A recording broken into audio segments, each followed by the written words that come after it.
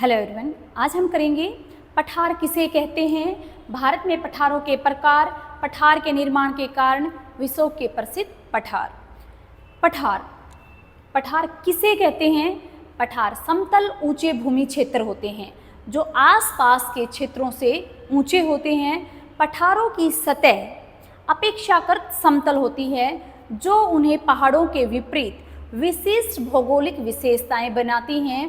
वे भूगर्भीय प्रक्रियाएं जैसे उत्थान, ज्वालामुखी गतिविधियां या कटाव के परिणाम स्वरूप बनते हैं। पठार आकार में भिन्न हो सकते हैं और दुनिया भर में ये पाए जाते हैं। भारत में पठारों के प्रकार, पहला है कि दक्कन का पठार। कहाँ पर स्थित है दक्कन का पठार? मध्य व दक्षिण में पाया जाने वाला दक्कन का पठार प्राचीन ज्वालामुखी गतिविधि द्वारा निर्मित एक बड़ा ऊंचा क्षेत्र है जिसमें उपजाऊ मैदानी, चट्टानी पहाड़ियां और अद्वितीय बेसाल्टिक संरचनाओं का मिश्रण है। यह पश्चिमी घाट और पूर्वी घाट से घिरा हुआ है। कौन सा? दक्कन का पठार। आगे आता है सेंट्रल हाईलैंड्स। कहाँ पर स्थित है? मध्य भारत, पश्चिम में गुजरात से लेकर पूर्व में छत्तीसगढ़ तक ये फैला है। विशेषताएं क्या है? पठारों और पहाड़ियों से मिलकर बना मध्य हाईलैंड्स मालवा पठार और विंध्य और सतपुड़ा पर्वतमाला के लिए ये जाना जाता है। आगे है छोटा नागपुर पठार। कहाँ पर स्थित है? पूर्वी भारत, झारखंड, छत्तीसगढ़ और ओडिशा के कुछ हिस्से में ये फैला हुआ है। यहाँ पर क्या मिला? खनिज संसाधनों से भरपूर छोटा नागपुर पठार में पहाड़ियाँ, घाटियाँ और घने जंगल हैं। यह एक महत्वपूर्ण औद्योगिक क्षेत्र है जहाँ कोयले, लो एस के महत्वपूर्ण यहाँ पर भंडार मिलते हैं। मेघालय पठार पूर्वोत्तर भारत में मेघालय राज्य को ये पूर्ण रूप से कवर करता है। विशेषता क्या? भारी वर्षा और हरे भरे दृश्य के लिए ये जाना जाता है। मेघालय पठार शिलांग पठार को शामिल करता है। यह विविध वनस्पतियों और जीवों का घर है। मारवाड़ पठार पश्चिमी राजस्थान, अर्ध शुष्क क्षेत्र। मारवाड़ पठार की विशेषताएं कि चट्टानी भूभाग और वनस्पति हैं। यह बड़े थार रेगिस्तान का एक हिस्सा है। इस क्षेत्र की जलवायु पर इसका महत्वपूर्ण प्रभाव है। बुंदेलखंड अपलैंड, उत्तर प्रदेश, मध्य प्रदेश के कुछ भाग।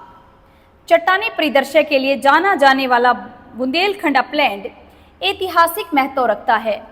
इसने कई प्राचीन सभ्यताओं के उत्थान और पतन को देखा है। उपजाऊ इलाकों में यहाँ पर कृषि की जाती है। अगला है मालवा पठार। मालवा पठार एमपी का उत्तर पश्चिमी भाग उपजाऊ मिट्टी की विशेषता वाला मालवा पठार कृषि के लिए उपयुक्त है। अगला आता है बघेलखंड। पूर्वी एमपी, छत्तीसगढ़ के कुछ हिस्से पहाड़ियों और पठारों से भरा है। पहाड़ियों और पठारों से मिलकर बना बघेलखंड मिश्रित स्थलाकृति वाला एक क्षेत्र है। नेक्स्ट आता है अरावली पर्वत श्रृंखला। सुनिए, अरावली पश्चिमी भारत, राजस्थान, हरियाणा, गुजरात तथा दिल्ली तक ये फैला हुआ है।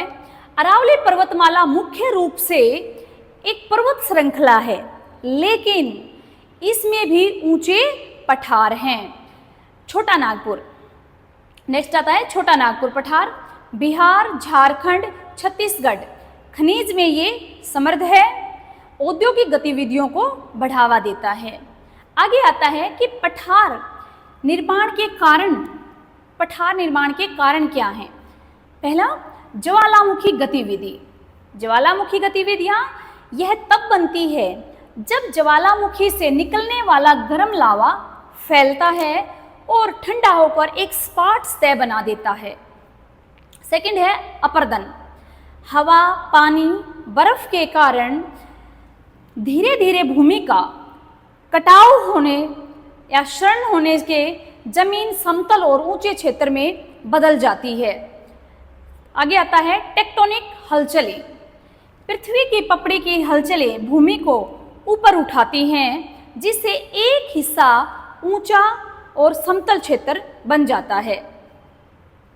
लावा प्रवाह, लावा के बाहर निकलने, ठंडा होने और जमने से समतल और ऊंचे भूदृश्य का निर्माण होता है।